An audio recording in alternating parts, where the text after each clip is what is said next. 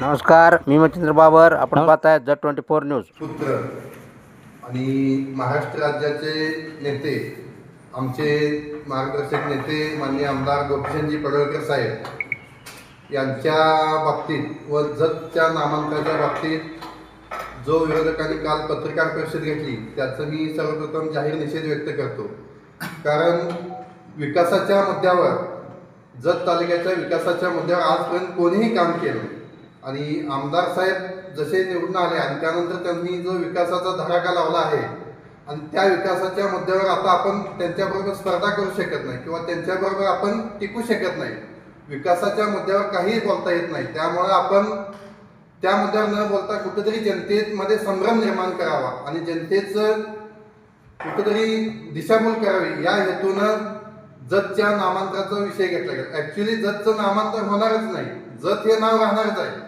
फक्त आतापर्यंत जत तालुक्याला दुष्काळी जत म्हणून हिणवलं गेलं जात होतं, ते कुठेतरी थांबून जतला आमदार साहेबांच्या माध्यमातून देवस्थानच्या विकासासाठी भरपूर निधी आतापर्यंत आला. जवळपास 40 कोटीपेक्षा जास्त निधी आतापर्यंत उपलब्ध झाला आणि येणाऱ्या काळात सुद्धा जतच्या विकासासाठी, देवस्थानच्या विकासासाठी आणखी भरपूर निधी उपलब्ध होणार आहे. त्यासाठी जतला देवभूमीचा दर्जा आमदार साहेबांनी महाराष्ट्र शासनाच्या माध्यमातून आता 1-2 दिवसात तो होईल.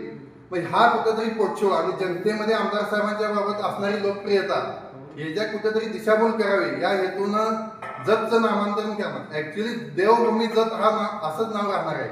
जतच्या नावात कुठेही बदल होणार नाही. त्यामुळे जत तालुक्यातील सर्व जनतेला माझं कळकळीचं आव्हान आहे की आपण कोणत्याही दिशाभूल व भूलथापांना बळी न पडता, जतचं नामांतरण झालेलं नाही, जत हे नाव आहे असं राहणार आहे, फक्त देवभूमी जत असं नाव होणार आहे.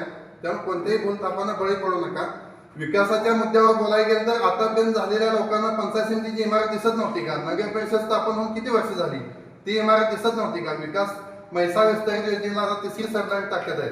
पानंद रस्त्याच्या माध्यमातून जवळपास 37-38 कोटी रुपये उपलब्ध केले जात आहेत. प्राणी संग्रहालयाला 106 कोटी रुपये आता केंद्र शासनाच्या माध्यमातून उपलब्ध होत आहेत. आरटीओ कार्यालय झालं. आरटीओ कार्यालय आता पण करता आलं नव्हतं का? नाट्यगृह होते, मग आता पण नाट्यगृह दिसलं नव्हतं का? आपणही पदावर येऊन गेले, आपण तालुक्यासाठी काय केलं याचं सगळ्यांनी स्वतः आत्मपरीक्षण करावं आणि त्यानंतर आमदार साहेबांनी केलेल्या विकासाच्या मुद्द्यावर बोलावं. विकासाच्या मुद्द्यावर बोलता येत नाही.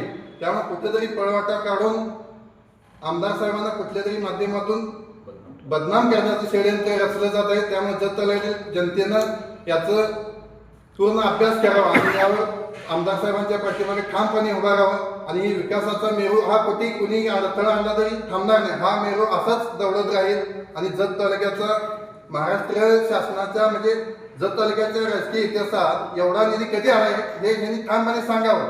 आमदार साहेबांच्या माध्यमातून आतापर्यंत आलेला निधी आणि आतापर्यंत झालेल्या ह्याच्यात 5 वर्षात कोणत्या काळात जास्त निधी आला याचा पण अभ्यास करावा आणि यावर उत्तर द्यावं. एवढं म्हणून थांबतो.